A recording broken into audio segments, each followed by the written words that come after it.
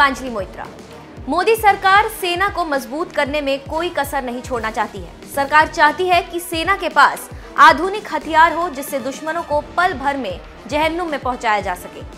Rafale, Chinook और bullet proof jacket से सेना को लैस करने के बाद मोदी सरकार ने रविवार को ही ऑर्डिनेंस फैक्ट्री का उद्घाटन किया।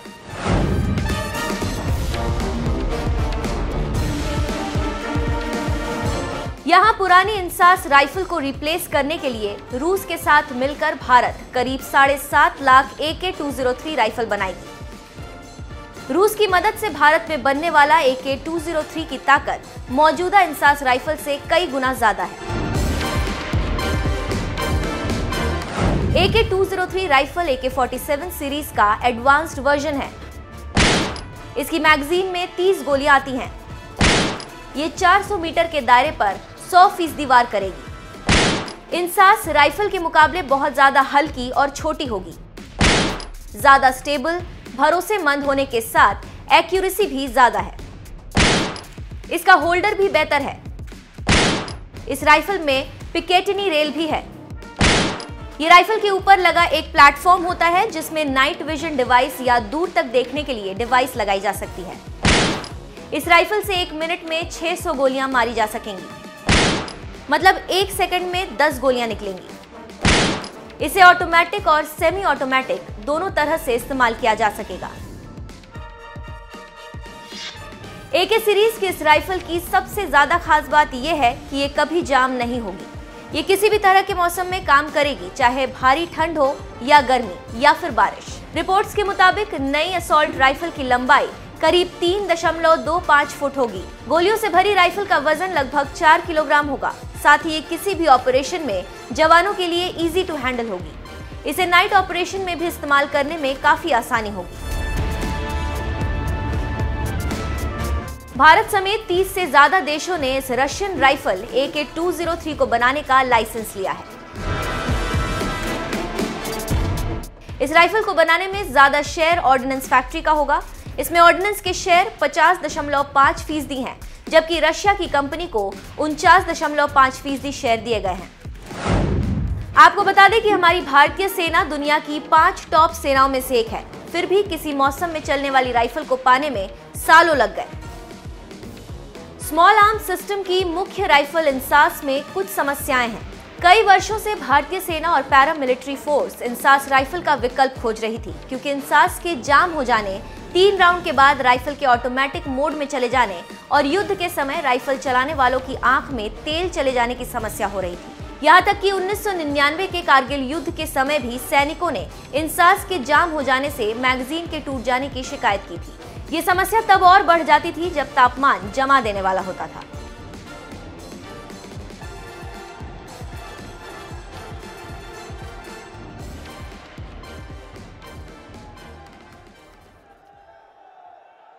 मैं सबसे पहले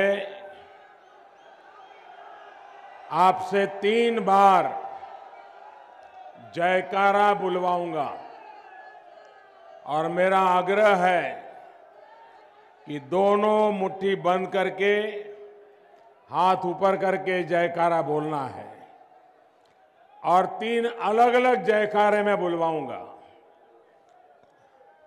भारत माता की जय का जयकारा बोलना है। पराक्रमी भारत के लिए भारत माता की। जरा पूरी ताकत से बोलिए, पराक्रमी भारत के लिए भारत माता की। विजयी भारत के लिए भारत माता की। वीर जवानों के लिए भारत माता की। बहुत बहुत धन्यवाद। उत्तर प्रदेश के लोकप्रिय एवं यशस्वी मुख्यमंत्री श्रीमान योगी आदित्यनाथ जी, केंद्र में मंत्रिपरिषद के मेरे साथी, देश की रक्षा मंत्री निर्मला सीतारमण जी, मंत्रिपरिषद की साथी बहन स्मृति ईरानी जी, राज्य सरकार के मंत्री मोहसिन रजा जी, सुरेश पासी जी, विधायक मयंकेश्वर शरण सिंह जी, गरिमा सिंह जी, दल बहादुर कोरी जी, उत्तर प्रदेश के मेरे प्यारे भाइयों और बहनों, जयराम जी की,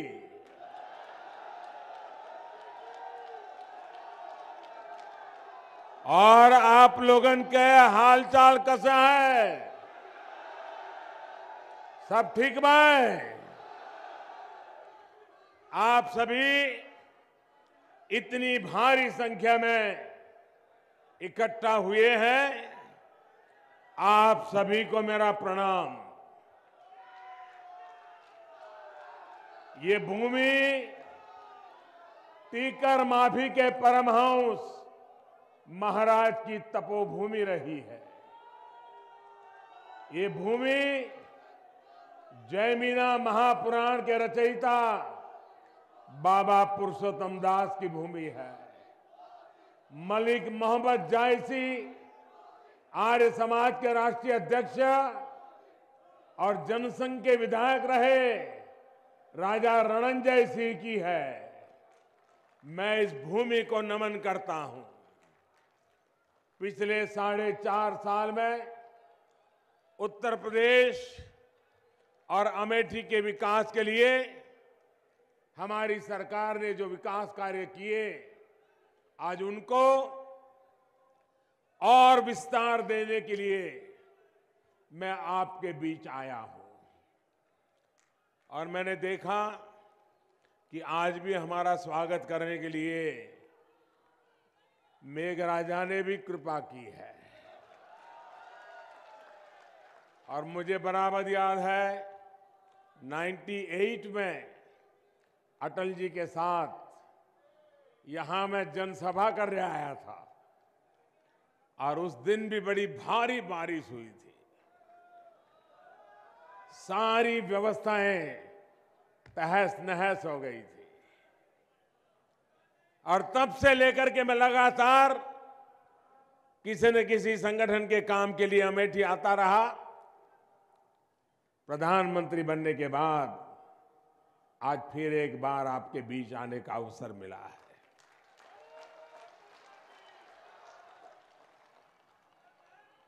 दो 2014 में चुनाव के समय हमने कहा था सबका साथ सबका विकास।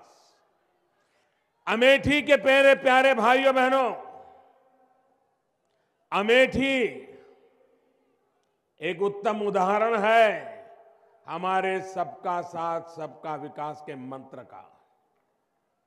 और जब हम सबका साथ सबका विकास की बात करते हैं तो मैं तब भी कहता था, आज भी कहता हूं, जिन्होंने हमें वोट दिया वो भी हमारे हैं, जिन्होंने वोट नहीं दिया वो भी हमारे हैं।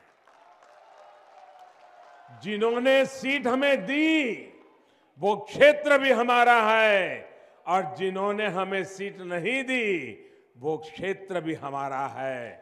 और आज 5 साल के बाद मैं अमेठी के नागरिकों के सामने नतमस्तक होकर के बड़े गौरव के साथ कह सकता हूं कि बहन स्मृति ईरानी जी उम्मीदवार के रूप में आपके बीच आई थी। आपके लिए नया चेहरा था, नया परिचय था, लेकिन आपने बहुत आशीर्वाद दिए। भले हम चुनाव समय नहीं जीत पाए, लेकिन आपका दिल जीतने में हम सफल हो गए। आपने इतना प्यार दिया कि 5 साल से स्मृति जी ने इतनी मेहनत इस क्षेत्र के विकास के लिए की है। कभी आपको ये लगने नहीं दिया कि आपने उनको हराया है या जिताया है। जीते हुए से ज्यादा काम करके दिखाया है।